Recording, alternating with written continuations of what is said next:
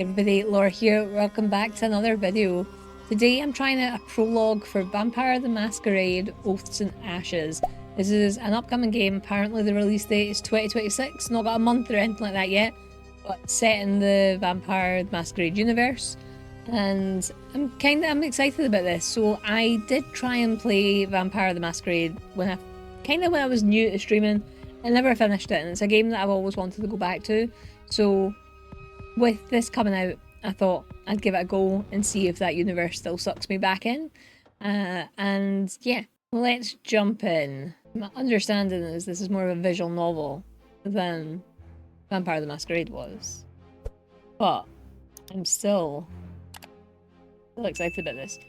There are places in the mortal world that bend towards hierarchy without being told to do so. Buildings that train one into obedience simply by existing.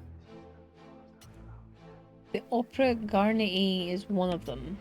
You can see it in the way the audience settles down before the lights dim, how voices lower instinctively, how even the impatience takes on a rehearsed shape. Velvet and gold do most of the work, the rest is habit. The performance begins long before the curtain rises, and it never truly ends. One world survives on that principle. Traditions endure because most kindred still fear what happens without them. We learn our roles early. We carry them night after night, regardless of what hides beneath the mask. Alice's journal. Every city hides secrets worth remembering. Alice keeps track of people, places, and kindred terminology in her journal. You can also revisit gameplay tutorials there at any time. Highlighted text is a glossary entry. This pop-up appears when the journal is updated. Okay.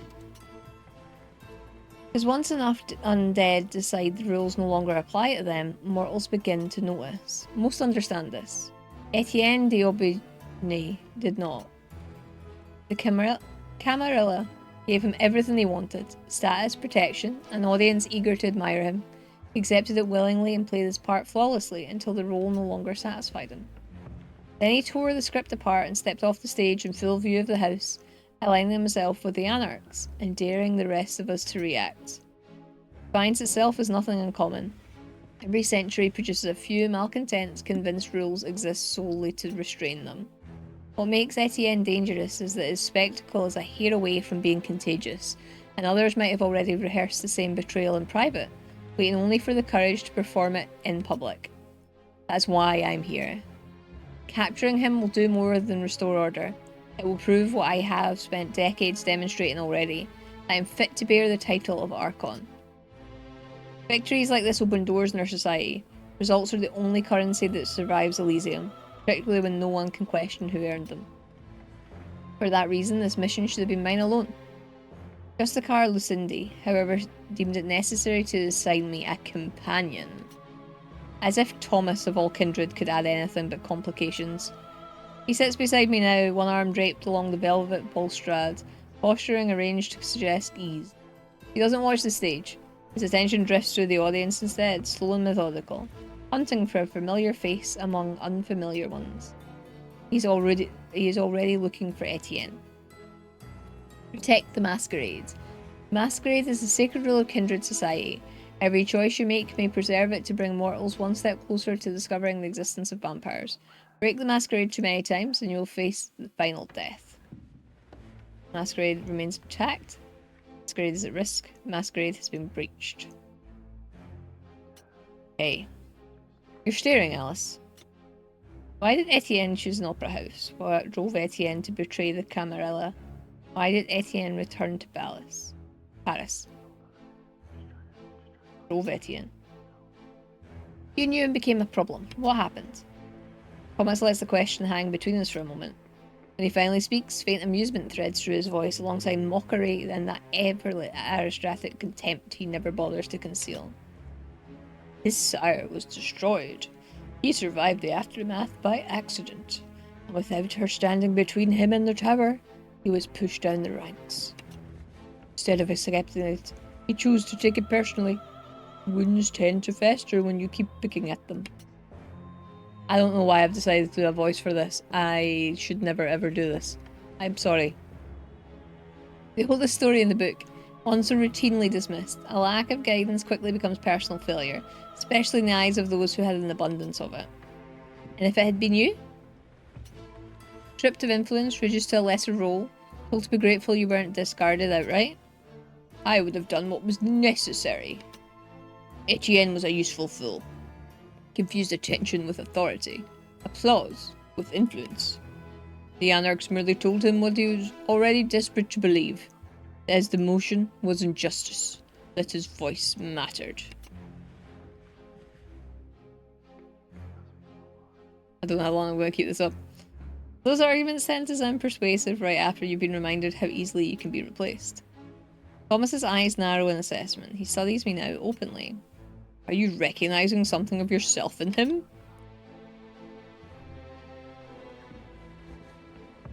Thomas's eyes narrow. He studies me now openly. Huh? Oh. I'm considering his motivation. Not even remotely. I'm trying to understand what made them decide this was worth the cost. You shouldn't. Lucien sent us here to resolve a problem, not understand it. Nothing you uncover will alter what happens when we find him. Not here to change the outcome. And yet, something about this mission clearly unsettles you. Maybe we were brought in late? No, it's the music that disturbs me. Don't mistake my composure for unease. Spare me your fake concern, and do not mistake my composure for unease. I'm long past such frailties. Unbearably true of you. Watches me for a moment longer than necessary. His eyes drift down my profile, slow and unapologetic. The jaw held just a little too tight. The tension behind your eyes. Don't confuse observation with concern, Alice. I simply enjoy watching you pretend restraint comes naturally to you. Focus less on my nerves and more on locating our target. I was doing just that, until you decided to psychoanalyze a traitor in the middle of an operation. Do us both a favour. Start looking for Etienne before he makes us pay for his mistakes. He moves away before I can decide whether to respond. His attention shifts back to the audience as though I've already been felled away. Assessed and dismissed. Whatever expression he wore for me is gone. In its place, focus and purpose. If anyone were watching us, and I doubt they are, they would see nothing out of place. Two figures in shadow, another private conversation lost to the dark and the orchestra. But the anger sits tight in my chest, and I'm not sure who it's meant for. Him taking for control of the exchange so effortlessly, or myself for letting him. I was trained better than this. Either way, it doesn't matter. If nothing interferes, I will find Etienne before Thomas does. Mid-50s body, dark hair silvering at the temples, suit too well cut, and a bow tie too red for a man who wants to disappear. He wouldn't either, if not for the fan he never parts with. Black lacquer, crimson roses woven into the silk. I remember it more clearly than his face. I raise the opera glasses and let habit take over. The angle gives me a clear view of the stalls and most of the lower balconies. There's enough blind spots to complicate things, and the longer it takes, the more dangerous it becomes. Where should I begin? I won't have time to check everything before the show ends, so I have to choose carefully.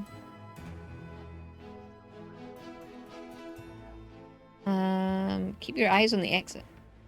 No matter how carefully he hides, Etienne will need a way out. The moment something goes wrong, instinct takes over. If I want to catch him, I should watch where he plans to flee, not where he thinks he's safe. Every shift in the audience draws my attention there. Each time my eyes cut to the nearest door. The exit remains empty. Shift my attention elsewhere. Scan the audience below. Let my gaze move across the seats below. The stalls are dense. Hundreds of kinds sit shoulder to shoulder, willingly still. Near the centre aisle, dark hair, silver at temples, the confidence of someone accustomed to being watched, an almost match, enough to make me look twice. Then his hand moves to the woman beside him. No fan, no flourish. He isn't Etienne. I let my gaze move on. His other hand is entwined with the woman beside him. There's no space for anything else between them. No fan. The resemblance loosens its grip. He isn't Etienne, just close enough to remind me how easily he could be anywhere in this room. Or nowhere at all. Upper balconies? Fan catches my eye. Black lacquer, crimson roses, the right colours, the right motion. My gaze follows it upwards. Slender fingers gloved in pale satin, high cheekbones, a practiced smile. A woman. The right fan, the wrong hand. Faint movement at my side pulls me from the thought, precise enough to be intentional. Thomas lets his knuckles rap once against the edge of my armrest. Sound slices clean through my concentration. If you insist on studying cattle, you'll miss the one creature in this house worth hunting. There. Thomas leans in, the movement almost leisurely, through the angle of his gaze sharpens with predator's interest. Our little phantom seems restless tonight. Follow the line of his attention, raising the opera glasses with a slowness that contrasts sharply with the irritation rising beneath my ribs. There in the dim glow of the fifth floor box he is. Etienne de Aubigny. Sits draped in the shadows within the haunted velvet of the Loge de Fantôme de l'Opéra. The one seat mortals whisper about, swearing that anyone who sits there courts misfortune.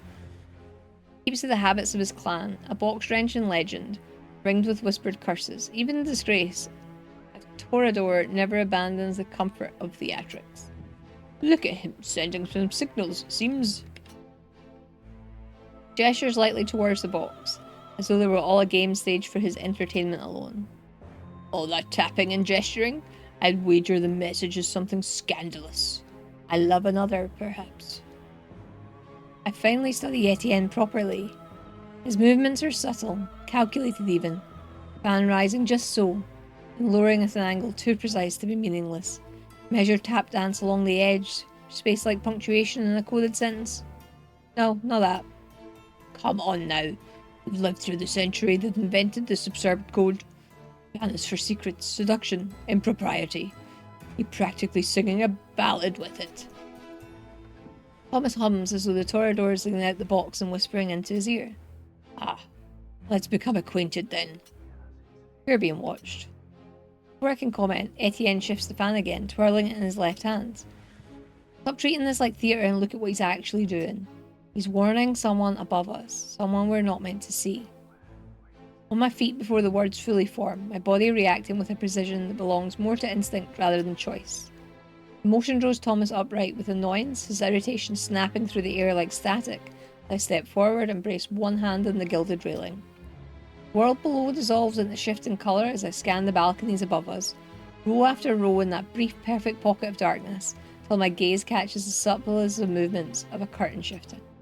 Too late, they're gone before I can fully confirm their presence. Didn't do anything! By the time I shift, Etienne's seat stands empty. The orchestra swells, the soprano ascends into her high note, and somewhere near box 5, a scream tears through the air. Turn just in time to see a man collapse forward, clutching his throat, blood pushing through his fingers. The audience freezes, suspended between performance and panic, till the soprano falters and the orchestra cuts off. Just love theatrics. Stare at Etienne's victim for a moment. I have to go, we've already lost control of this situation. If we don't contain it now, we lose control of everything that follows. Listen to yourself. You sound exactly like Lucinda. That means I'm thinking correctly. Now move. Every second we waste is another he gains. To Etienne. We leave the box immediately. Move forward. Sound hits me first, a single swelling pressure, vibrating with that graceless terror mortals produce the moment they believe the world has sharpened its teeth in their direction. Doors slam, voices splinter into useless pleas, corridor becomes an artery throbbing with panic, mortals tumbling through blind and deaf, hearts racing animals trying to outpace their own deaths. Cut through the river of bodies, behind me Thomas remains the calm centre of a storm he did not cause, but might at any moment decide to use. Push towards the winding mouth of the corridor, the faint glow that promises the opening of the grand escalier, and by the time we reach it, the hall reveals itself in all its terrible splendour. Its gilded balustrades curl upwards like the spine of some lumbering beast, and chandeliers blaze high above us, ready to seize the shape of anyone foolish enough to step into their light. Here I can never say that word. Here anonymity should be impossible, as the architecture itself was designed to expose. But tonight, under the fever tremor of panic, even this place forgets its purpose. There's a faint tightening at the corner of Thomas's mouth. Not a smile, not exactly, but the ghost of satisfaction. A predator allows itself when the chase becomes interesting. Staff and security attempt to order, but their commands vanish instantly into the noise. In the shifting bodies, I glimpse Etienne on the opposite staircase. Click glances over his shoulder, searching for threats, slipping between fleeing mortals so the crowd reshapes itself to ease his passage. He turns towards the service corridor and slips out of sight. He's taking the back route. We'll lose him if he reaches the... I know. Responsibility settles over me in its old familiar way. It is my clan's burden. Willingly born, proudly carried, inherited through blood that chose me in duty I cannot escape. To ensure that the masquerade holds, silence gears of power keep turning, that the traditions are honoured and practiced, not only in sermon.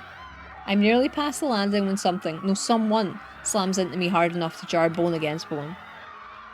Only I'm near me! Oh god, he killed him! There's something wrong with him. She clings to me as if I were the last unmoving surface in a collapsing world, her shawl tangling around my arm, her breath hot and frantic against my collarbone. We have no time for this. Get her off you now. I'm trying. His impatience scrapes across my nerves, but the masquerade is already stretched thin. One wrong gesture and it will snap entirely. I cannot risk a scene. Not here. Not with so many eyes already spinning towards us like moth caught in a sudden flame. She lets out another choked cry. He's going to kill us! He'll kill everyone here! Heads turn. That's the last thing we needed. All vampires suffer from hunger, the relentless thirst for blood. Using disciplines and encountering certain situations increases your hunger. The higher it rises, the harder it becomes to restrain the beast within. When hunger reaches its peak, the beast takes over. 0 hunger. Oh, the red bar, okay. Beast is active.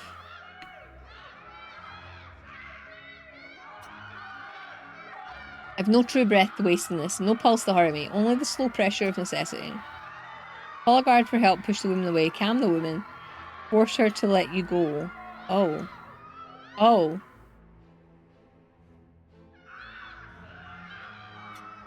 Her grip is frantic, sweaty, trembling. With every second she holds on, she drags me deeper into a scene that I cannot afford to be a part of. Listen to me. Look, right here. Tilt her chin just enough to guide her gaze to mine. A living thing, beating and heaving everything I am not. When I speak again, my voice is stripped of everything humane in it. No warmth, no reassurance, no softness. Whittled down to a single honed note of intent. Tone meant to override, to slide past reason and fear like, and settle into the deeper chambers of her mind. Release me. And she does. Her fingers slip from my coat without resistance. Her pupils widen into black, empty discs, and her entire body slackens as the command settles into her spine, dissolving what remains of her fear into something quieter and infinitely more compliant. Mechanical obedience of a mind collapsing inwards. Steps back into the current of people. The crowd accepts her without question, swallowing her as though she were nothing more than a leaf settling onto a restless stream, and then she's gone. In true efficiency at its finest. I had the luxury of anything else. So we move, leaving the crowd to devour its own frenzy, the woman to her trembling breath, and the masquerade to hang by a thread. Etienne cannot outrun us for long. Pursue Etienne, and hopefully get out of this screaming. Screams ripple through the hall in jagged waves, the kind mortals make only when they believe death is close. Bodies shove and twist towards the exits. The opera house feels less like a monument to beauty, the creature choking on the panic trapped inside its gilded ribs. Thomas stays close to me, and together we slip out of the worst of it. The noise collapses into a muffled echo behind us just as the first paramedics and policemen surge through the main doors, their authoritative shouts splitting the din. We move quickly as the churning mass will allow, cutting across the landing towards the side hallway where we last saw Duobny vanish from view. We barely make it a few steps before I see him, a guard. Not standing as before, not even conscious, but slumped against the wall beside the door we need to reach, his body arranged with the careless precision of violence. For one suspended moment, the scene refuses to resolve into meaning. Then the angle of his head, wrong in an absolute way no living anatomy could permit, gives a true shape. He's dead. The world doesn't need to be spoken. Glance at Thomas and the realisation is clearly written on his face. Step closer. The guard's uniform is undisturbed, his posture frozen in a grotesque mimicry of rest. The violence that felled him delivered swiftly enough that he never had time to call for help. He was an obstacle removed by the only person who had reason to do this. Etienne. Tell Thomas to dispose of the body. Too many eyes on us tonight already. Even if this man isn't going to witness anything, he's still a problem. Take care of him, please. Turn towards Thomas. Naturally. You're irresponsible to leave him like this. Steps closer to the corpse and the air responds first. Thomas lifts one hand and the darkness at his feet unthreads itself, coiling upward like smoke dragged in reverse. Brushes the guard's body and the corpse begins to decompose. The man becomes nothing more than a thin scattering of ash along the tiles. Thomas dusts off an imaginary speck in his sleeve. There, no body, no questions. Come, he lost a time we didn't intend to give him. I move with him, slipping past the guard into the throat of the corridor. The last flicker of the chandelier's warmth dies behind us, replaced by the cold mouth of the unlit passageway. Go to the roof! Go to the roof! The access door gives under my hand and the roof opens in front of me. Wet metal stone balustrades, the rake of wind sliding across the sheeted roof. Paris spills out beyond the edge of sheets of pale light. Etienne is already out in the open, a few steps from the drop, one hand resting on the slick stone of the balustrade. Rain runs down his sleeve, falling straight into the dark. He doesn't look startled to see me. He looks like someone who expected the moment to arrive exactly as it has. I take 3 steps onto the roof, enough to clear the doorway, enough to mark the distance between us. Surface under my shoes is uneven. Roof plates, narrow gutters, the occasional raised seam waiting to trip the inattentive. Etienne notes every movement I make without turning his head. Then the access door slams behind me. Thomas explodes onto the roof, too fast for the surface he hasn't assessed. His boots skid on the raised edge and his balance lurches. He carums sideways into me. I don't want to let him fall. In fact, do I want to let him fall? Yeah, let's do that. I dodge gracefully, forcing him to regain his balance or risk sliding off the roof. He manages to step onto a stretch of level footing beside the balustrade, away from the sloped metal that would happily deposit him into freefall. A shame. But a cannon fodder of sorts might come in handy in the upcoming exchange with Etienne. Thomas curses, already shifting his weight in search of a steadier footing. Etienne still hasn't turned fully towards me. He lifts his hands from the coping and shifts a half step along the narrow stone rim, adjusting the angle between us with deliberate care. In that same motion, he flicks open his fan, carved bone slats catching the rain. Corridors of vacation, unless one notices the razor-thin edge glinting along its tips. Keeps both of us in the corner of his eye, facing the city below. Rain traces a thin, silver line down his cheek. Set in the position, quietly, methodically, waiting to see which of us will move first.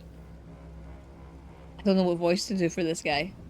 Not that the voices sound that different, I can't do voices. So, this is where it ends. I don't know why he's some version of English. His voice carries oddly well through the wind. Calm. Take one step forward, fast enough to claim the space Thomas nearly ruined. Cut to the chase. Step away from the edge, Etienne. His mouth curves into something like recognition, not a smile. I knew it would be you. Alice oh my god, I can't. No, I'm not doing that. I'm so sorry. No, I'm not subjecting you to that. I knew it would be you, Alice Layton, not him. His fingers tap against the stone, marking a rhythm only he can hear. Another half-step shift, deliberate enough that I catch it immediately, adjusting the triangle between us again. Tell me, Alice, is Lucindy's reward so precious that you'd sacrifice what even more precious to you? The knowing of why. Snaps the fan once, a soft thick of wet fabric against the bone. For a split second I feel him probing, slipping a cold fingertip against the lock of my thoughts, as if he has claim to them. How dare he? The arrogance of it, that he knows me better than I know myself. That he can dangle the why like bait in front of my face, makes my grip on the stake tighten. Provocation, cheap and transparent, almost pitiable, coming from him. Behind me Thomas scoffs, sharp and patient, old money disdain ground down into a single sound. Can't remember what voice I did for him either. Oh my god. Look at him. He thinks this is a conversation. One lashes across the roof, forcing Thomas to brace. We never asked the most important question. Why? Why am I here? Is it fate? Is it just my choice? An old kindred discovers existentialism. Saints preserve me. Now he's playing the ancient sage while he measures the ground beneath our feet. Pathetic. And dangerous. Take a jab at him, make him quiet, mock him. I want to mock him. I realise you love the sound of your own voice, but I don't care for it much, to be honest. How about a nice bout of silence? Don't waste your words, he's crazy. Neither of you ever cared about the why. You cared about the leash. Shorter, longer, embellished with promises or threats, but still a leash. Those who adore their leash so much don't ask why. They ask, how high, or will I get the leftovers? Push him to submit. Etienne d'Aubigny, I step away from the edge and present yourself for custody now. There it is. The voice of the tower, unmoved by wind, rain, or context. Thomas takes a step forward, emboldened. Emboldened by the flame of ambition. You heard her, now be a good boy and obey. Etienne turns his head just enough to glance at Thomas as one regards background noise, an annoyance carried by the wind. Then he looks back at me. You came to finish what she started, not for surrender. What do you mean? She? Cindy? But Etienne pays me no mind. Must be exhausting, always barking on someone else's command and still never being the one Lucindy trusts. That does it. Thomas surges forward, raw, stupid momentum, polished shoes skidding on the wet metal. Exactly the opening Etienne designed. Here we go! Hang back and observe, Thomas. Hang back and observe, Etienne. Lunge after. Hang back and observe, Etienne. Etienne is art incarnate. He dances with such grace his feet seem barely to touch the treacherous roof. He pivots, the fan flashes, and slats sing as they pass, metal glancing off their sharpened edges. He meets Thomas with something altogether different. Precision. He holds a sliver of space, turning on the ball of his foot, letting Thomas's force slide past him like wind through a doorway, a blade-thin dodge, almost lazy, and somehow faster than it has any right to be. Thomas follows through, pivots, forearm up for a clinch. Etienne slips under it like a dancer who knows the steps 3 beats ahead. Hang back and observe Thomas. Thomas moves with the drilling intent of someone who's done this more than once. Lean forward drive, close the distance before Etienne's speed catches up. A single slanted cut appears across Thomas's sleeve, clean as a tailor's touch. Slides across the wet copper, weight shifting where the metal buckles, shoe adjusting half a beat before it would betray him. Clean, efficient, dangerous. Lunge. Even though I would like nothing more than to let them have their scuffle on the wet copper, Thomas can't pin him alone. Etienne is too fast, and the rooftop gives him too many ways to slip the line. Much as it irritates me to admit it, there's a reason why there were 2 Kindred sent to the opera tonight. Pulls in. Instead of diving into the fray with reckless abandon like Thomas, I simply orbit around, running interference. Disturb Etienne's rhythm here, block the path of his footwork here, annoy him until he makes a mistake. We separate for a beat, then clash again. A tight exchange of grips, angles, leverage. Thomas drives him towards the stone balustrade. Shoes biting for traction on a surface that has none to give. Etienne pushes off the coping, reverses the pressure, pulls Thomas sideways in an arc that would throw a lesser figure into the void. After a little interruption from Dexter. Etienne pushes off the coping, reverses the pressure, pulls Thomas sideways in an arc that would throw a lesser fighter into the void. Off balance, make him stop. Isn't that the same thing? Before the move is done, I kick Etienne's legs out from underneath him. While he gracefully recovers, Thomas stumbles away from the edge. Rain hammers on the roof plates, wind rakes across the edge of the dome. Stay out the fight for a moment, rethinking our tactics while they draw their shapes in the battlefield. Thomas with brutal clarity, Etienne with an elegant malice, both of them too competent to underestimate. Stake sits in my hand, ready and patient. All the space. This fight isn't about strength, it's about terrain, so I take it. Shift left and half a step forward, closing the path Etienne keeps reaching for, the only stretch of the roof with enough flat metal to let him build speed. Walks him in. He notices, too late. Now every angle he tries pushes him towards the copper ornamentation and the steeper slant of the roof plates. No good footing here, no clean escape. He's boxed in, exactly where I want him. But he doesn't retreat. He drives in. Speed detonates. Before the wind can catch him, he's inside my reach. His fingers hook my wrist and twist. Joint his leverage his pivot. My shoulder follows, then my hip. The whole line of my stance dragged across the metal, straight into Thomas's charge. Torment spirals in, expecting a clear shot at Etienne. He finds me, one moment from being slammed into the balustrade by his own momentum. Stops short, shoes screaming in the gutter. And Etienne is already gone. Not far, just a slip of distance reclaimed. Enough to reset. Enough to reclaim the rooftop for 1 more second. And he's no longer boxed in. I'm ready to attack again when Etienne's gaze snaps past me, past Thomas, locking on something in the distance. A new shape lurches into the storm. She stumbles on the roof, the woman from below, the one with the shimmering scarf. The rain slicks it to her neck and shoulder, clinging to them like a second skin. Finds Etienne first, eyes wide, pleading or furious, hard to tell. Then she says me. She doesn't shout. Just throws herself at me with the raw, reckless devotion of someone who has nothing left to lose. A body hitting mine with enough force to shift my balance on the wet ground. Half an inch, no more, but up there. Half an inch is a mile. Etienne notices. The moment for him cracks open again. This charade is starting to vex me. Very. Commander, stop. As a true Ventru, I oppose wasteful slaughter. I have no time to dispose of the woman in a more economical way. Brute force will have to suffice. Catch her wrist, twist her off balance, and jerk her face up to mine. Eye to eye, I see fear filling hers and the reflection of fire in mine. When I speak, my voice cuts like steel. Freeze. Her body locks. Every muscle simply seizes at once. She almost resembles a statue left out on the roof. Oh, I should have just fed from her. Stab her neck. One hand hooks beneath her chin, the other settles against the back of her skull. Efficient, immediate. I twist sharply. A crack beneath my hands and her weight collapses against my hip. Suddenly boneless, where moments ago there had been panic and struggle. She won't ever fear ever again. Etienne's next move is all muscle and no art. A straight, ugly lunge that tells me he's run out of anything cleaner. Slams a hand against the cold bronze flank of Apollo's form, fingers scraping over rain-slicked weathered surface. Even his elegance falters under the god's looming silhouette. Join the fight. I move now. Cut across the room in a straight line. The roof, even. One even Etienne can't misread. He turns too slow, still trying to finish what he started with Thomas. The stake is already in my hand. Point forward, arm tight, heart line clear. Drive the stake in. I drive it in. Etienne's hand is there in an instant, snapping up through the rain like a steel trap. His fingers clamp around my wrist, the impact jarring all the way to my shoulder. The stake stops a hair above his sternum, close enough that I feel the rise of his chest against the point. For a moment, neither of us moves. We're locked in a cramped, graceless knot of limbs, shoes scraping for purchase on wet metal.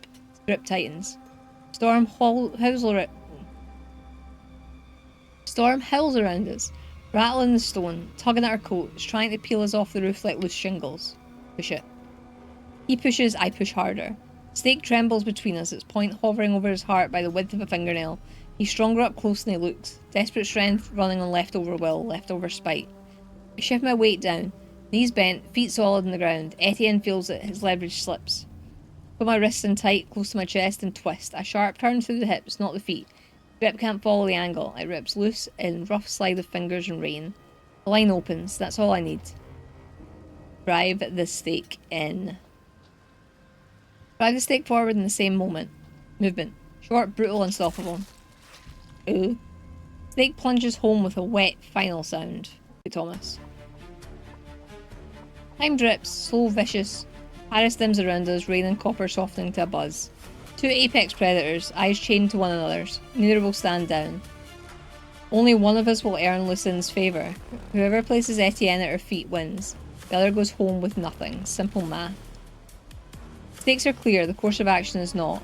I know Thomas will move first. He knows I'll answer with brutal precision. One strike, ending it. But he and I, however much I loathe to admit it, are evenly matched. Unless one of us finds an upper hand, we exchange blows until dawn fries us both to a crisp. To surprise him and shrink now, but why abandon methods that are tried and true? Watch and wait. Having made up my mind, Thomas has already shifted. I see the decision in his eyes before the muscles follow. The only reason his lunge doesn't take my head off. Our steps thunder in the metal, water whipping in streams. The ageless sculptures weeping with the rain looms above us. Follow. Suddenly setting an opening, I drop low and lunge, aim to drive my elbow into the solar plexus or perhaps through it. A mistake! Deliberately or not, Thomas has been herding me away from Etienne, step by step towards the rooftop's edge. His shove meets a wall of Ventru's stubbornness. I don't fall, but he wins. Gives me a thin, derisive smile and leaps away, crossing the rooftop while I tear myself free of the stone. He picks up Etienne, tosses me one last, self-satisfied glance, leaps off the roof with him over his shoulder. By the time I reach the edge, Thomas is halfway down the building facade, fingers digging into the stone as if it were nothing. Etienne's limp body swings with each rapid movement. A second later, Thomas throws Etienne into the waiting car and gets in. I sprint down the entire opera house, cursing silently. Turn to ministry. Oh, that didn't go very well then, did it? I am the emotion simmering beneath my skin. I barely remember the journey between the opera and my destination. All I know is that I blinked and now stand before the door to Salle de l'Horloge. I have French people that watch my videos, and I'm so sorry. I'm ready for whatever may come. Move forward. Notice the guards stiffen the moment they heard my steps. They don't wait for an order, the door swings open as if it's of its own panic. Across the threshold, already burning with the urge to tear into Thomas for stealing the moment that should have been mine, and I'm too late. Justicar Lucinda stands still, pensively regarding the statue of France of the unlit fireplace, as if she's conducting a silent judgment over the lifeless figure. At her feet lies the paralysed body of Etienne, deposited there with no unnecessary caution by Thomas, who tosses me a self-satisfied smirk over his shoulder before addressing Lucinda. Here's your bounty, Lucinda. My jaw tightens and I can feel myself bristle at his tone, but bite my tongue silent. This time Thomas will be the one the Justicar looks at when it matters. There's nothing to be done but loathe myself for much it cost me. Along the wall stand 3 Archons. Dr. Morgan, Tamamo, and Juan. The last one catches my eye from across the room. His mouth forms a silent question. What happened? A hunt gone wrong, not catastrophically, not fatally, but wrong nonetheless. Look away before I'm tempted to answer. Suddenly everyone has something good to say about Thomas. Oh, look at him. You weren't just a boring little doggy after all, were you? You had teeth. Efficient work. Minimal complications. Your direct approach proved effective. A pleasant surprise.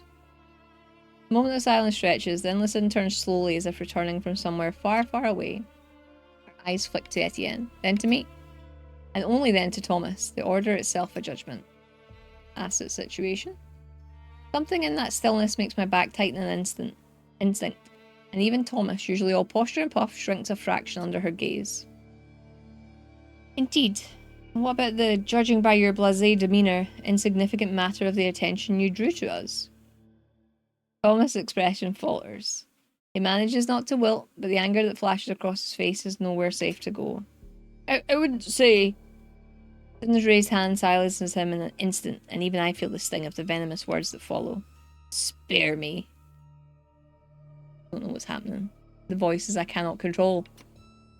Thomas seems slightly taken aback. He looks confused and foolishly tries again. But instead of the usual ice, a flash of fire illuminates her eyes. Flames of white and blue dance, then extinguish. In my heart of hearts, I know this is what hellfire looks like when one faces oblivion. That's enough. 2 words. They straighten my spine before I can stop it. Thomas fares worse, going rigid in a way that makes his false confidence show at the seams. He throws me a look, something between spite and a plea, and stays rooted where he is, unwilling to expose more weakness by fumbling with Etienne's chest in front of her. Fine. I step forward and remove the stake myself, no ceremony.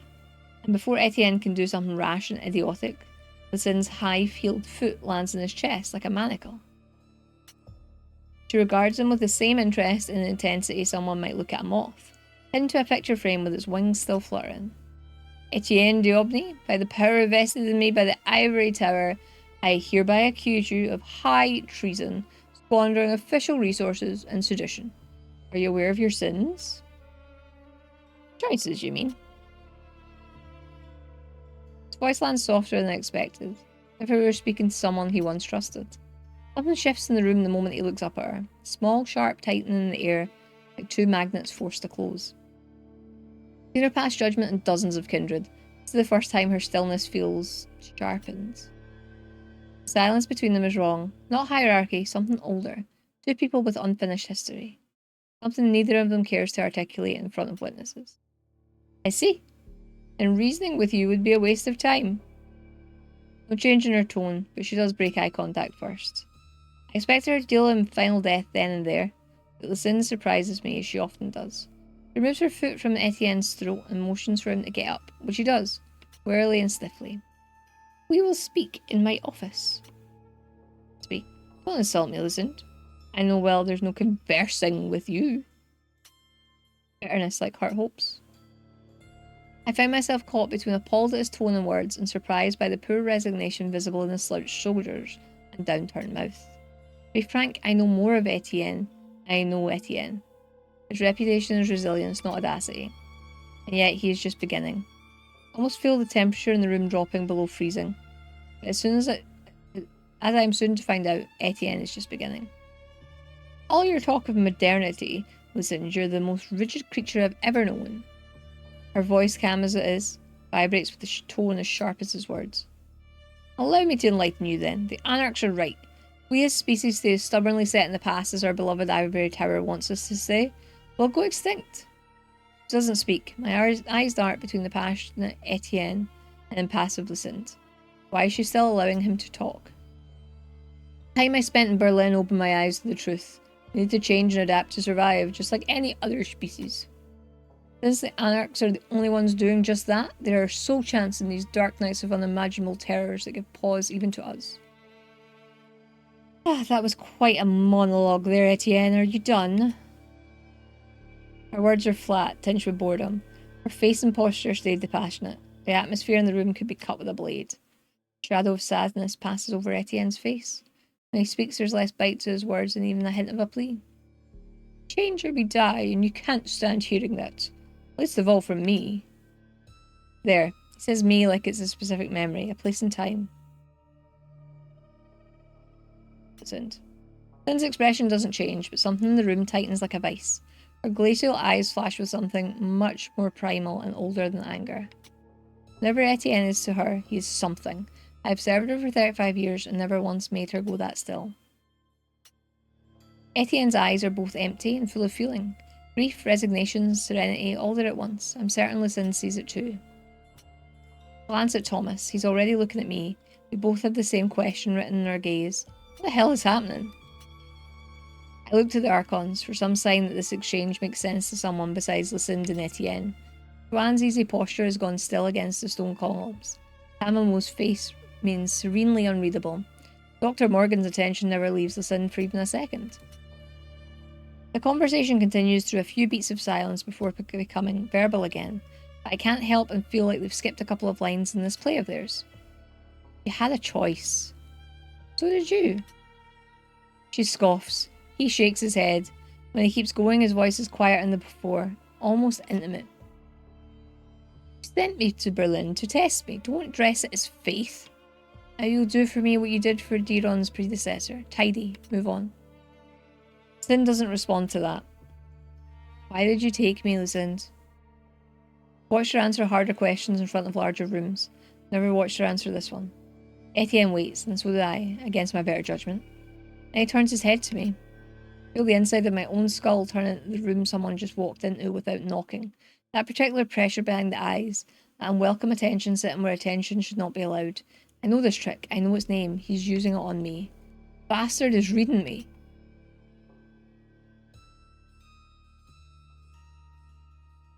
Let him or try to resist.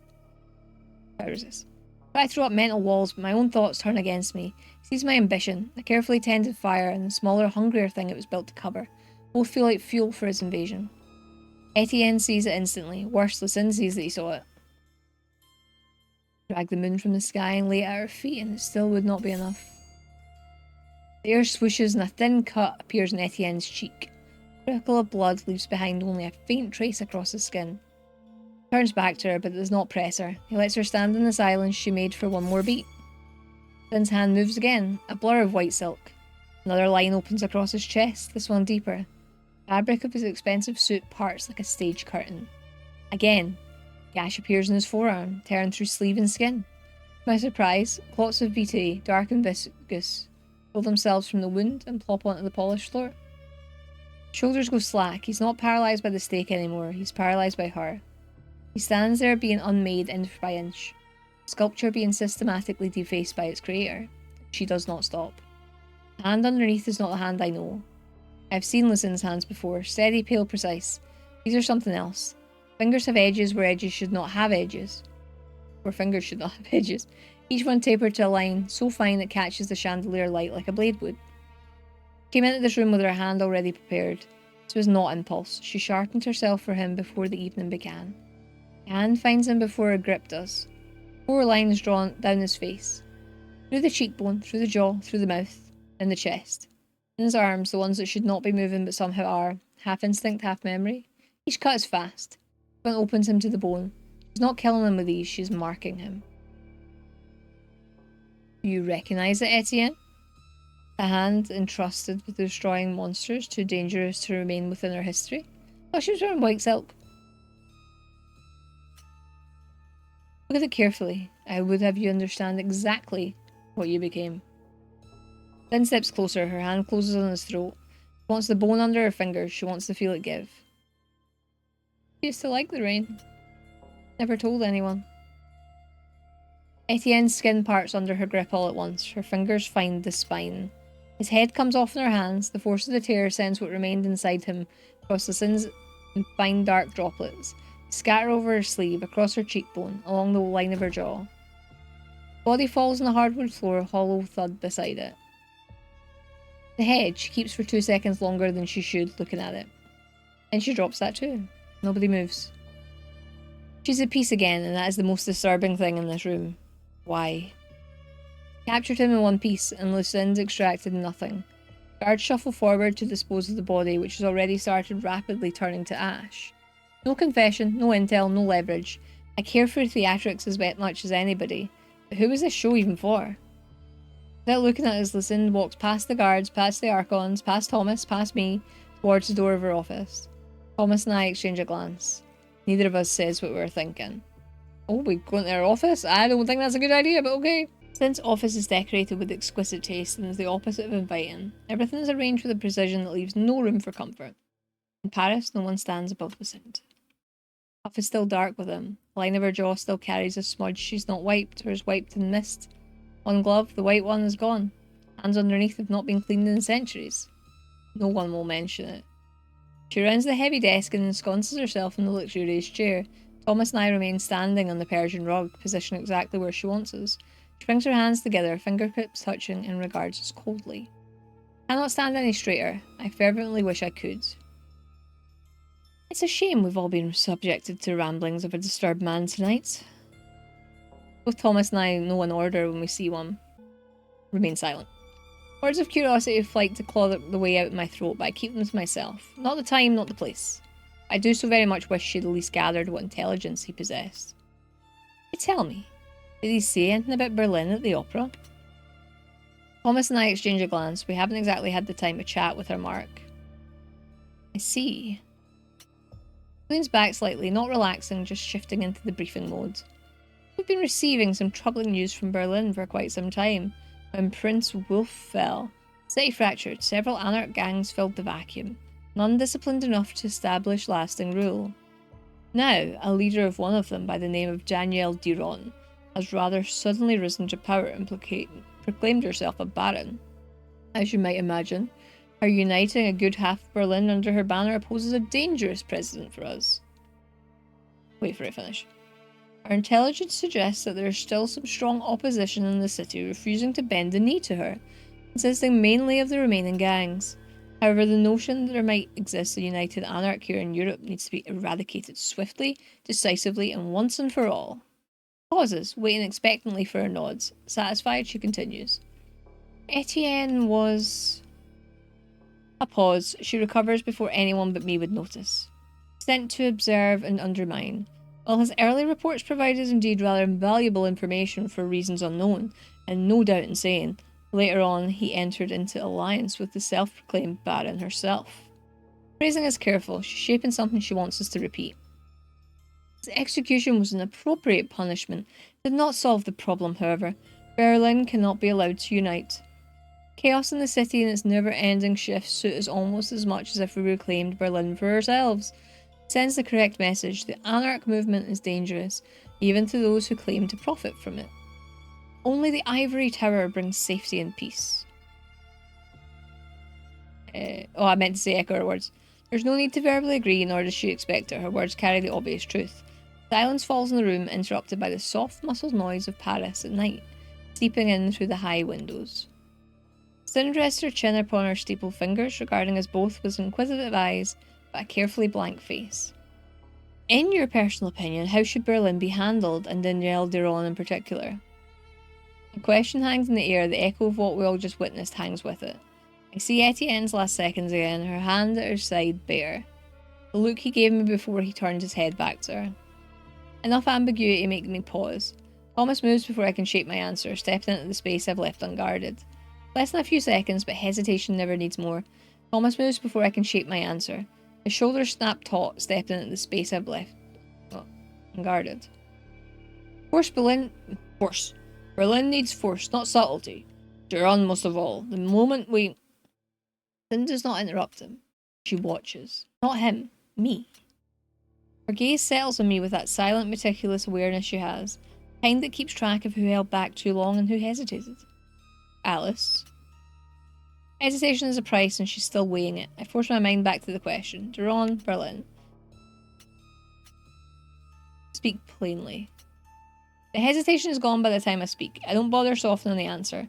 Clarity is safer than caution. Here now with Lucinda watching. If Berlin unites, it becomes untouchable. If it fractures, we own every piece that falls. Thomas shoots me a look offended by the bluntness or by the confidence. Either suits him. The anarchs mistake volatility for strength. It's a pressure point. Visible, exposed, easy to exploit. We don't attack Duran's centre, we make the centre irrelevant, push the right doubts, the right contradictions, let our alliances rot from the insecurities of our very allies. And when the fractures spread, we step in as the only stable alternative, not conquerors. Look at Thomas with an unconcealed expression of triumph, but an inevitability. Thomas reacts, he steps forward too quickly. This is oversimplified. Berlin isn't a puzzle box you open with semantics. Stumble is small, yet Lucinda's eyes register it. This is my moment. A little. And actually, you think it's a puzzle box you smash to pieces instead of exercising a drop of patience. One would hope that with age, such childish behaviour would have been beaten out of you. He grits his teeth in a valiant attempt at ignoring me, then pushes on, trying to recover momentum. Force is a clarity. Violence is language. Duran's people don't follow whispers, they follow strength. He looks to Lucinda, hoping for something from her, a nod, a flicker, anything. I can see the pressure building under his skin. He pivots towards me but looks straight at Lucinda. Our plan sounds doable, sure, but it depends on variables we can't rely on. We need outcomes, not theories. The argument falls flat. I know he feels it. Lucinda does too. I don't bother hiding the slight curve at the corner of my mouth. Screw them. I suppose you can guarantee a solid outcome. I cannot with my mere theory. Call you optimistic, but that seems insulting to the utter naivety you're displaying. Words hit him harder than any critique Lucinda could have given. His eyes flare. First with humiliation, then with something beyond fury. He lunges, telegraphed by every ounce of wounded pride in his body. I don't step away. The blow never reaches me. Enough! Her voice reverberates through the room, and all the crystals in the chandelier, glass in the window panes, even the numerous light bulbs vibrate along with it. Just that one word. Amplified by nothing but the sheer force of authority, so absolute it swallows the room whole. Thomas retreats half a step, as if physically pulled back by the gravity of her voice. Shame and rage fight in his face. Neither wins cleanly. You both make adequate points. Isn't praise. Her gaze moves between us, slow and precise, weighing whatever she's written down in that immaculate ledger inside her mind. Very well. Thomas? Cold bitter disappointment bursts in my throat and I fight a grimace until she continues. You will remain in Paris. The choke sound of his ambition collapsing in and of itself is music to my ears. Cinda offers no comfort, no explanation. She moves on. Alice? We will travel to Berlin. Prevent the city from uniting under Danielle Deron. Use whatever methods you deem effective, so long as they serve the tower. Keeping my face perfectly blank, I squash down the giddiness bubbling in my chest. Keep it short. Understood, Juskar. And pauses, observing me thoughtfully with those unblinking eyes. If you succeed in a timely manner, I shall consider bestowing upon you the title of my Archon. The room tenses, or maybe it's just Thomas. Her. Choose her over me. Mere fact that you need to ask is enough of an answer. He stares at her, fist trembling, jaw clenched hard enough to shatter his teeth. For a moment I had the gleeful thought that he's going to lunge at Lucinda, or perhaps stomp off and be put in his place. But alas, he managed to keep himself in check. Lynn regards him calmly before finally turning her attention back to me. I feel myself sway forward eagerly and a ghost of a smile crosses her face. You shall depart at once. Obey. Yes, Justicar. One last thing before you go. In one elegant motion she takes the signet ring off her finger, placing it gently in my outstretched palm. There's a shriek of Etienne's vitae along the brand. She has not wiped it. Beside me Thomas's teeth audibly crack from how hard he's grinding them. The ring is a red mandate, proof to any and all Camarilla that you are acting under my patronage and as an extension of my authority. be as I am with my enemies, Alice. The ring is small and heavier than it should be. It will fit perfectly on my finger. Not because it was made for me, because I made myself for it. Every decade of service, every assignment completed without question, every time I choose the tower over my own instinct, all of it led here. Can't wait to slip it on, but such eagerness would surely be deemed distasteful. Bold, well crafted, but not opulent. Just discreet contrast in the colder hues of my skin. Save it for the right moment. I close my fingers around the ring. Not yet. Letting Thomas see me reach for it would tell them too much. Ring goes into my pocket where its weight settles against my hip like a promise. It won't extend to the Anarch. Dealing with them is a part of your quest. Let me go. Thomas will stay a little longer. Cover it with politeness. Actually, I trust he'll make good use of your time. Line is soft, almost diplomatic, and Thomas reacts as if it slipped a blade under his ribs. But Lucinde turns her head a fraction. Do not test my patience. Turns back to Thomas, ignoring me fully. Her dismissal freezes me to the core. I stiffly nod once more and turn around to leave. Before I close the door behind me, I glance one more glance at her. Her eyes are slightly thawed, looking straight at Thomas. I can't help but feel the bitter pang of jealousy. I've done nothing to deserve such grace. Leave the ministry. Well, for some reason I thought that would be the end of the prologue, but no. The cabin stills when I step inside. Compact pressurized space wrapped in leather, steel and dim light, pared down to its functionality. Nothing warm enough to call welcome. The engine's already running at idle. I can feel them more than hear them. A low mechanical pulse running through the floor, the unmistakable sign of the aircraft's awake but waiting. For a step further, movement catches in the corner of my eye. There you are. Berlin, huh? Nearly boarded without saying goodbye. Relief flashes across Joanne's face when he sees me. Something in my shoulders loosens before I can stop it. Wasn't aware I owed you one. You don't. Still wanted it. I'm glad I caught you before takeoff. You sound nervous. Berlin is not Paris. The moment Lucinde's name enters a room there, everyone starts calculating how much blood may follow. Is that your version of encouragement? You were never sent because it would be easy. This mission matters more than you think. Lucinde doesn't send future Archons for errands, and she certainly doesn't keep them this close until they matter to her. Alice, admiration is useful, obsession is not. Joanne noticed. Of course, he notices everything. Sound like you're giving me advice. Thomas's fixation on proving himself to her already made him reckless. I'd rather not watch history repeat itself with somebody smarter. I expect you back beside us soon enough. Behind him, the door seals shut with a hydraulic lock and cuts off the outside noise.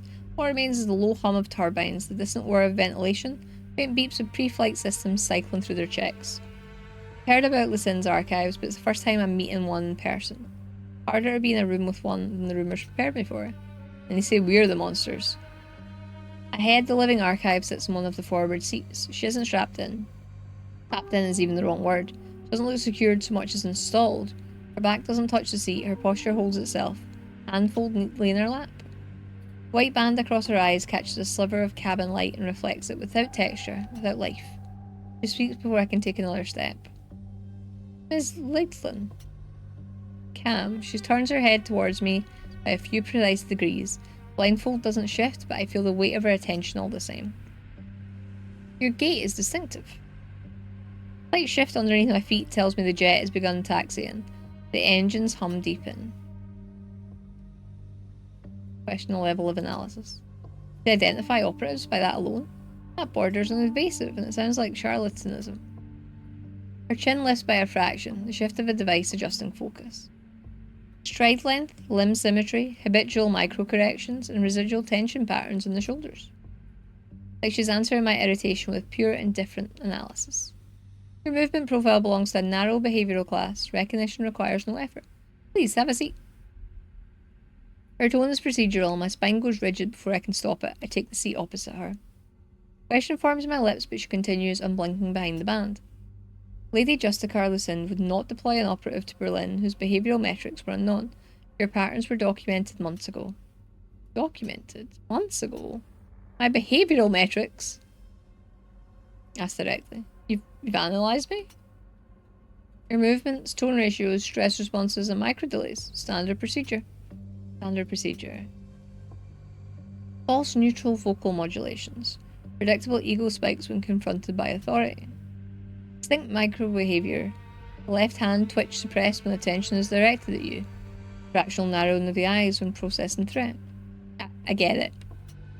Outside the engine's rise in pitch, the jet pushes harder up through the night.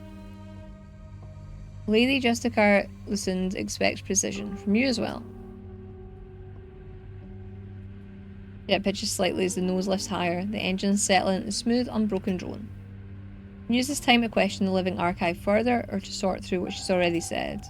Okay, ask about Berlin. Give me the broad picture, Berlin as it is, not the ananised version. Living archives posture shifts by a degree as if the request activated a deeper dataset. Berlin is a fractured domain with no dominant authority structure. Collapse began with the final death of Prince Abraham Wolf in 2017. Historically, Berlin was a Ventru stronghold for centuries, from Eils Rheinegger in the Middle Ages to Gustav Brindenstein after, and later Wilhelm Waldburg. The city stood as an object lesson in Camarilla stability. After the Second World War, East Berlin remained under Brindenstein. West Berlin fell to Waldburg. Two princes, two courts, two interpretations of the same traditions, staring at each other across the wall. Kindred there learned to treat division as normal long before the kind did. Unification merged the courts under Prince Waldburg. For a time, order returned with it. Pauses. End of one dataset and the start of another. The stability was superficial. The political fractures beneath it remained untreated. After Waldburg's withdrawal from Praxis, Abraham Wolf assumed princedom. Transfer of power that maintained appearances more than it resolved tensions. Years later, Wolf met his final death, assaulted in his own stronghold. With his court shattered and anarch aggressions escalating, Camarilla hold collapsed entirely. The anarchs proved the adaptation had not been enough. Berlin slipped out of the tower's control in a matter of nights. Who controls what's left?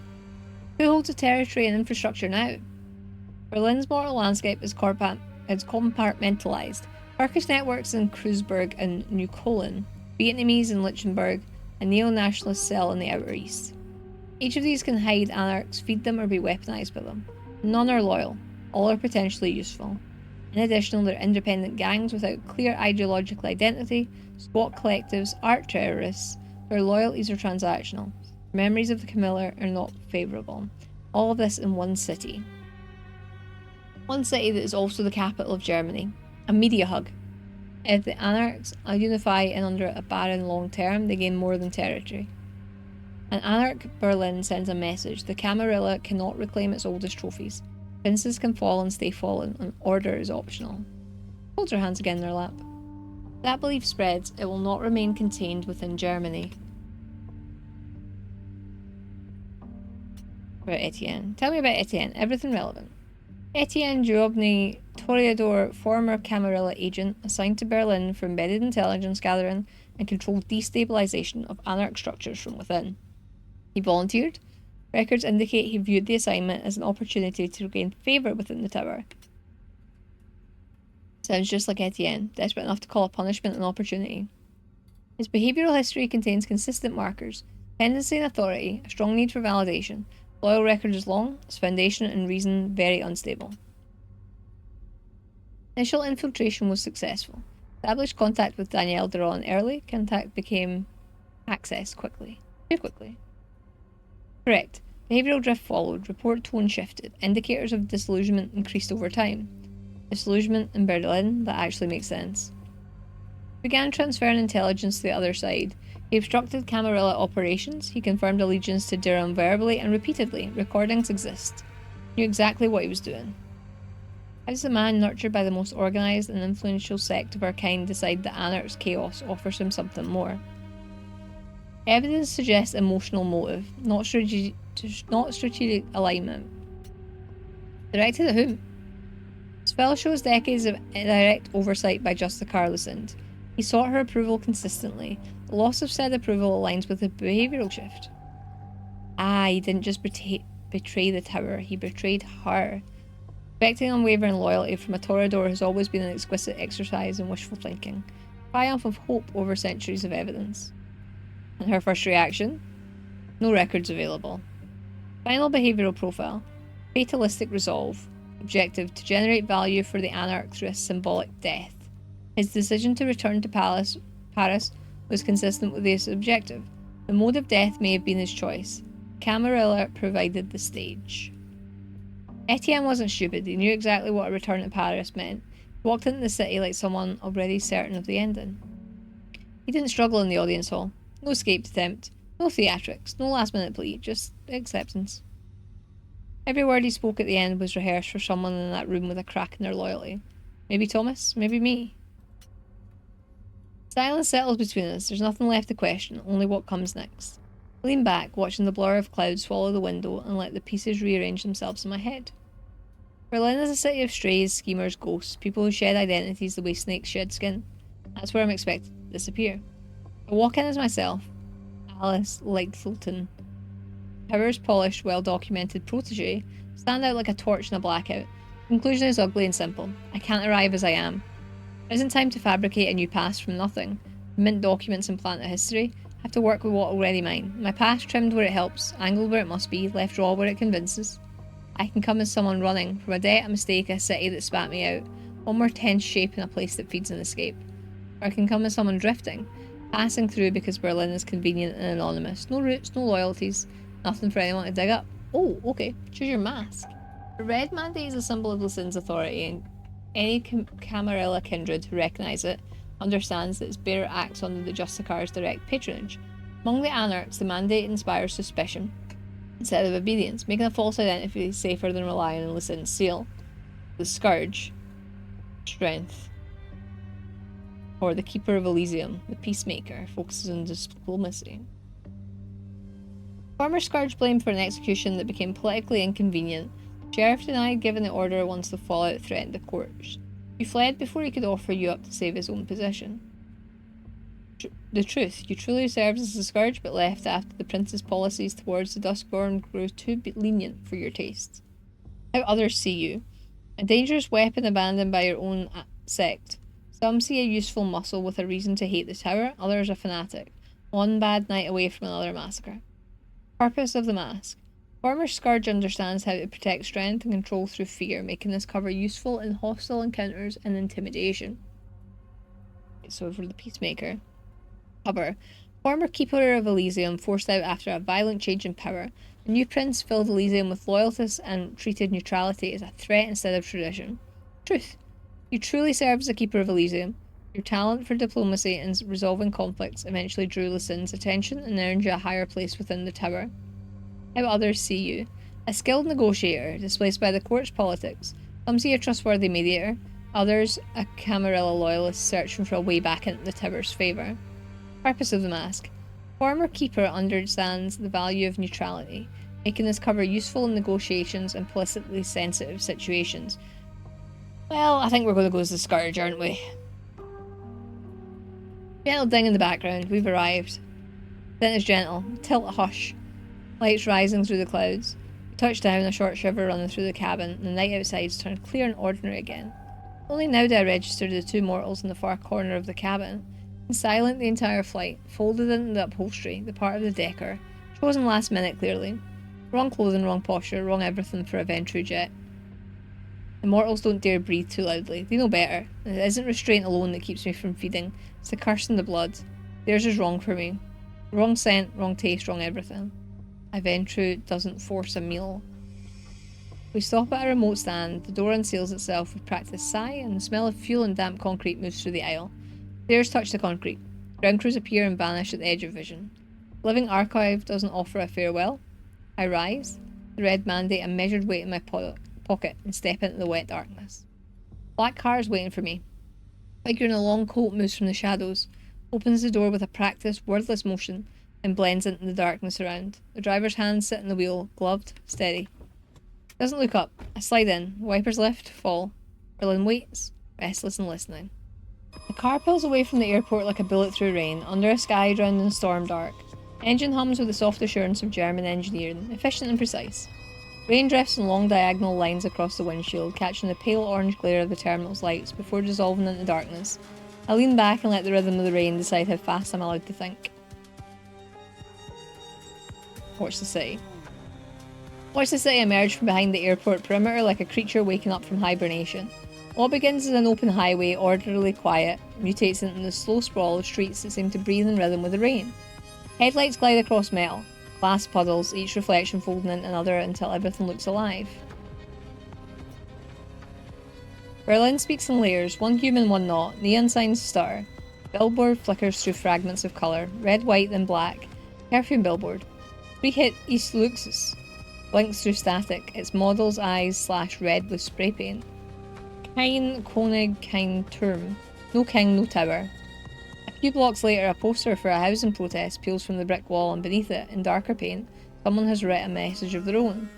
We are bluten gleich. We bleed the same. The slogans blur together under the rain. Anger, irony, exhaustion. Each layer of paint half covers the last until the words lose ownership. People walk fast, heads down, coats drawn tight.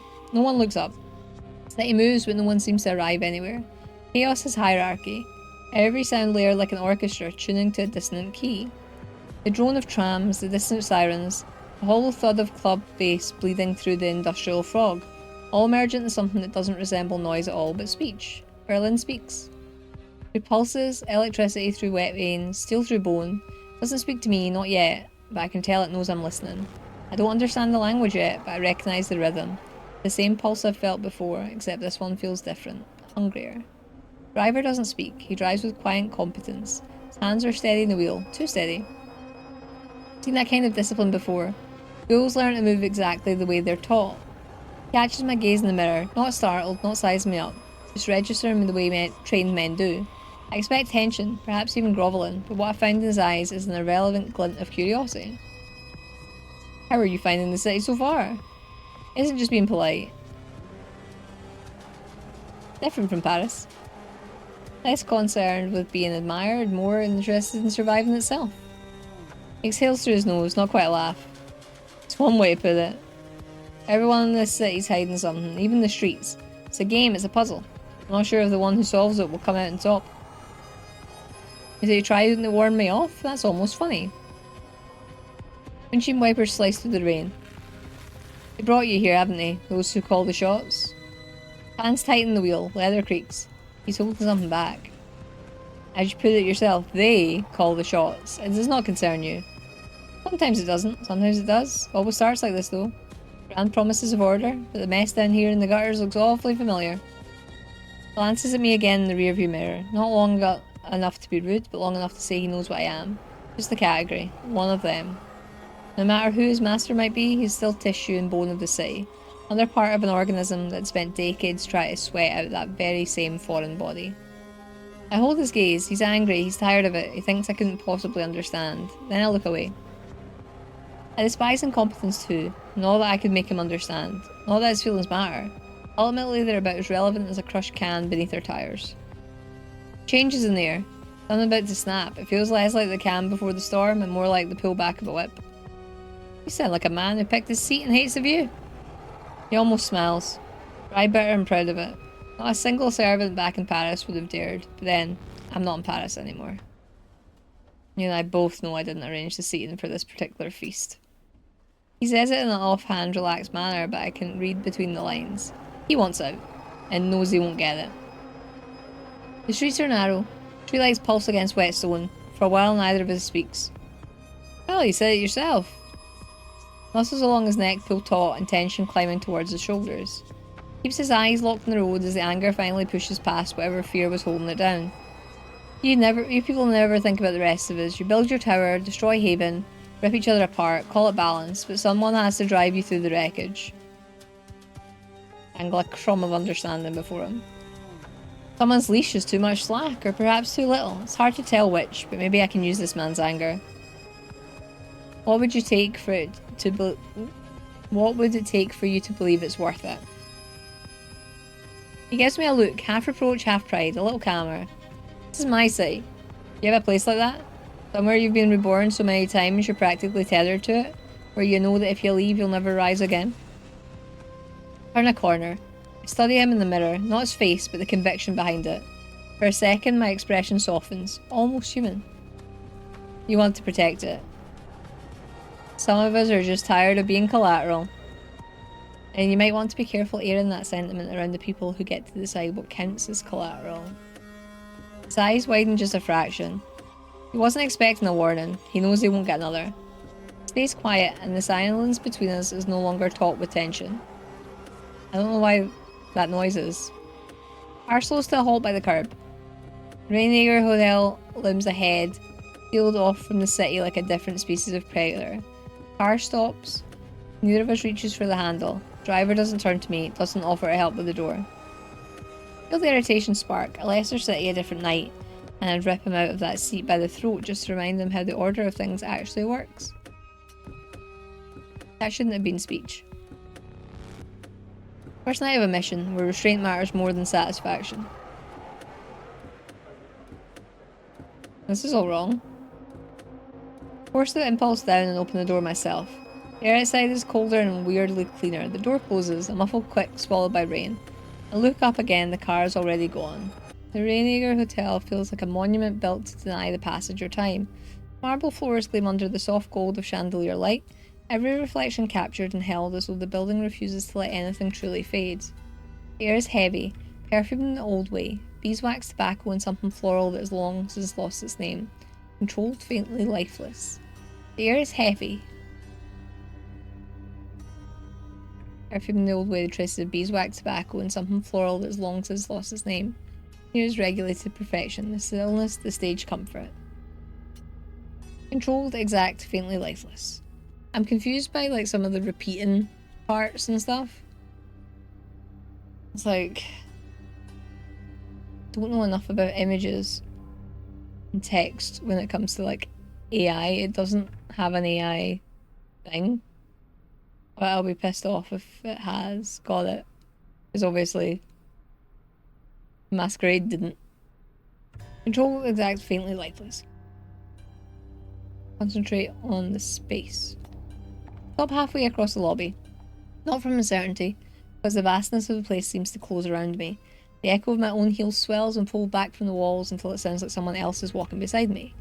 I almost turn my head. Old habits. I'm just starting to get paranoid because of how this city feels. It's strange how silence can sound like pursuit. Good evening, Mrs. Lightflin. I've not pronounced her name the same way a single time.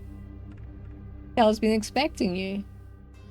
Behind the reception desk, the concierge stands tall and composed, remaining perfectly still, passed for part of the lobby itself. A large open ledger rests before him, and a fountain pen glints faintly in the light. Silver, perhaps platinum, too elegant to belong to the present. Finishes the line before setting the pen aside with surgical precision. Only then does he lift his gaze. A large open ledger rests before him, and a fountain pen glints faintly in the light. Hide, interrogation, and humour? Trying to impress a lady with your knowledge? Or warning her? Faintest trace of a smile across his lips, polite, almost apologetic. Berlin has a way of keeping track of visitors. One simply learns to listen. Pause, deliberate enough to make me wonder whether he meant that as a joke. Of course, we value our guests' privacy above all, but discretion, like everything else, benefits from anticipation. Closes the ledger softly, resting a gloved hand over its cover. Nothing moves except the faint shimmer of crystal pendants and the chandelier above. We've taken the liberty of preparing the same room once occupied by a Mr. Etienne d'Aubigny. Trust you will find it suitable. The name hits harder than it should. Berlin remembers him, more than I do maybe. I'm not sure. Professional. Keep my voice light, almost bored. Sure it will be adequate. Do your best to keep it expectations. Some are harder to satisfy than others. Silence settles between us again. Would you require anything particular for your stay? Local contacts, transportation, and a tour guide? I expect I shall require a driver. At least one place in the city I intend to visit. Your request will be arranged by tomorrow night. Lies a brass key across the polished surface of the desk. It's heavy, old-fashioned, engraved with my room number. Key meant to be felt in the hand, not forgotten in the pocket. How antiquated. Berlin is a way of changing its guests. The city rarely lets anyone leave quite as they arrived. Phrasing is careful and pointed. Is named Etienne once. Everything since has been circling the same spot. And I will change Berlin. I have a way of changing whichever place I go. I'll have to wait and see who transforms whom first. Before he can so much as open his mouth, speak up once more, unquestionably ending the conversation. I'll find the sweet in my own. Just the simple truth, I'm in no mood for anyone trailing behind me or pretending at courtesy. Inclines his head, perfectly accepting the decision without hesitation. Take the key. As I turn away, the lobby returns to its apparent silence. My reflection gliding over marble, my steps echoing up the staircase. I feel like the lobby is watching me leave, At the desk, the concierge waits until I disappear from view. Then he picks up his pen again and writes something once more, this time smaller and neater, as if filling it where only he will ever look. The staircase delivers me to the 3rd floor in silence. The suite is the second door on the right. The door swings open without a sound. Inside, the lamps are already lit, the bed is turned down, someone has been here within the hour.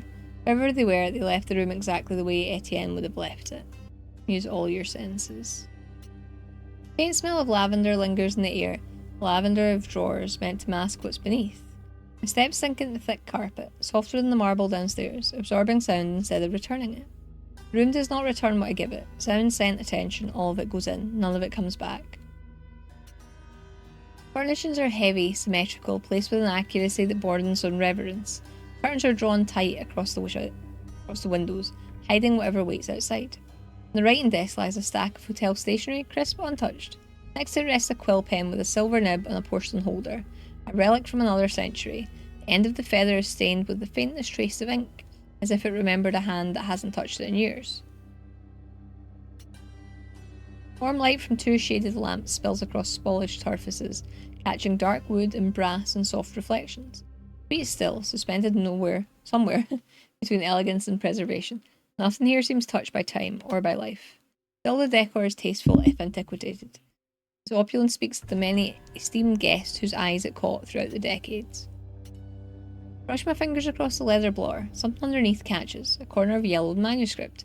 Folded neatly, nearly hidden, almost deliberately forgotten. I pull it free. It's a musical score bound by hand. Across the top of every sheet, in elegant print, a simple name repeats. Etienne d'Aubigny. Should have known. The title reads Symphonie du jour et de la nuit.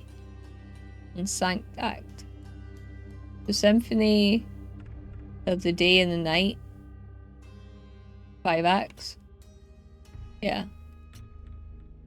L'enfant compété. First act is written in that highest register. Bright, exposed, every note a step the soloist must take along, with the orchestra hanging back as if waiting for her to fall. The soloist is a girl. The orchestra is the family that produced her. There's no harmony beneath her, only counting. Each measure is numbered in the margin of his careful hand, the way my mother counted my achievements and never reached the number.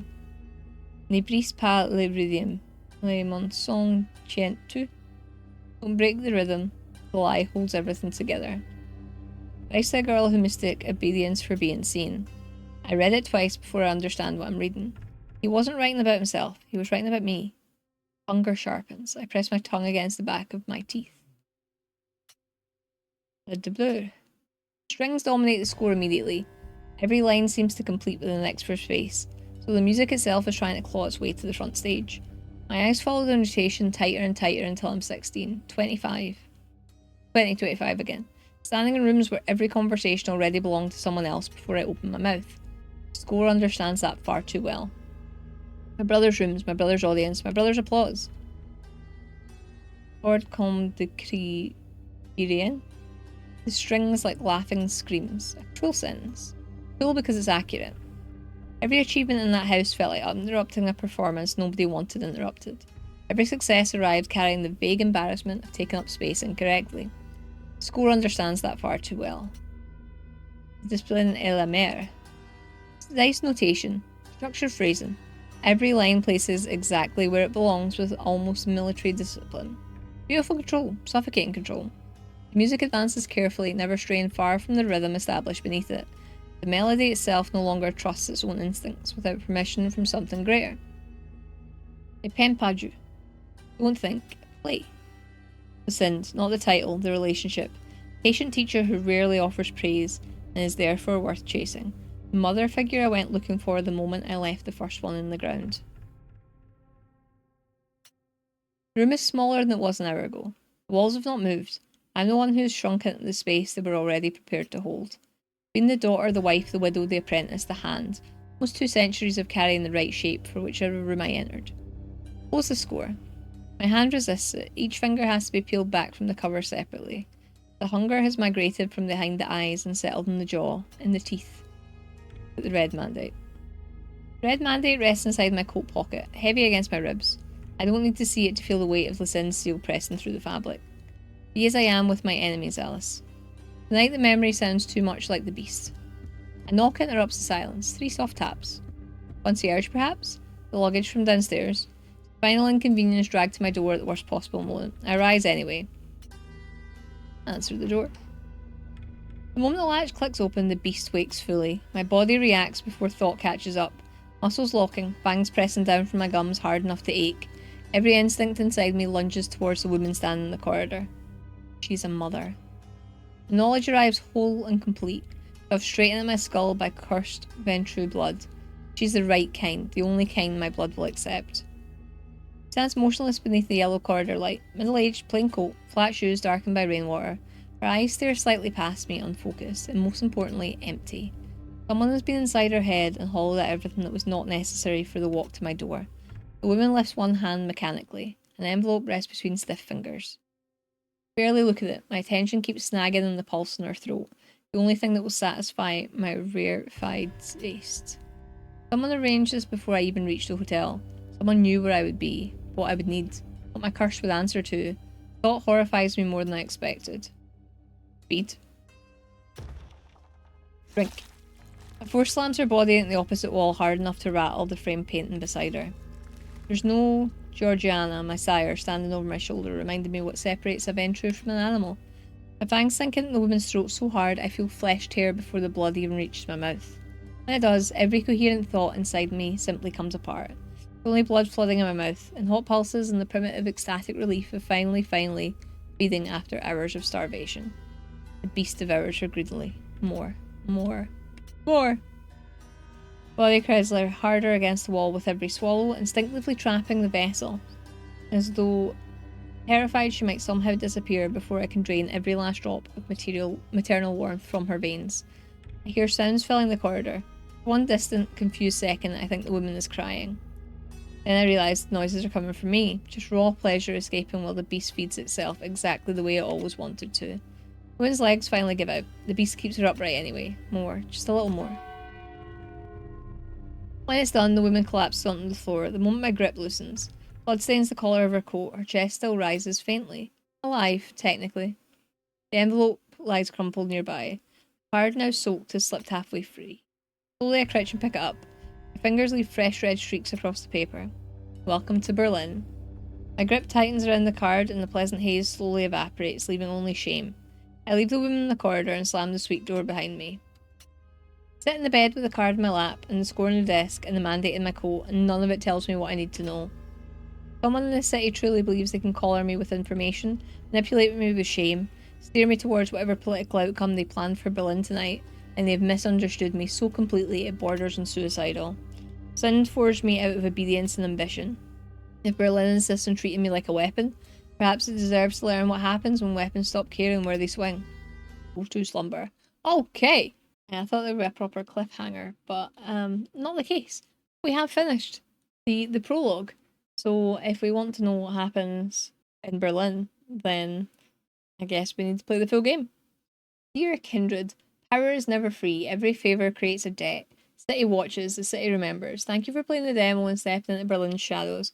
Continue the journey in the full release. The night is far from over. Nice. I enjoyed that. I'm not normally like a visual novel person. Like, you very rarely see me play visual novels. I do actually really like them. It's just, I don't know if you want to hear me talking for that length of time. So I like I said, I don't know how this video will go. It might be when I'm editing and I'm like, this is just silly, so I don't put it out. But if you're seeing this, obviously I decided to. It's just one of those things. I'm not used to talking for this length of time. But yeah, I enjoyed that. As always, I will leave all the links below, and hopefully the demo will still be available if you want to play it for yourself. Maybe pick different options for me and see how we get on. But if you enjoyed this, I would love it if you could give the video a big thumbs up. That really helps me out. And also, if you could leave me a comment down below if you want to see more of this kind of stuff. If you don't, that's totally fine as well. I know it's not for everyone, and also you're hearing me speak for a very, very long time, and my voice isn't... I can't do the multiple voices and everything, and I know fine well that the tone that I thought I've put into reading that has not come across very well. So yeah, let me know what you think, and if you haven't already, maybe consider subscribing to the channel. We play games like this and games not like this all the damn time. But that's it for me in this video. Thank you so much for watching, and I'll see you in the next one. Bye!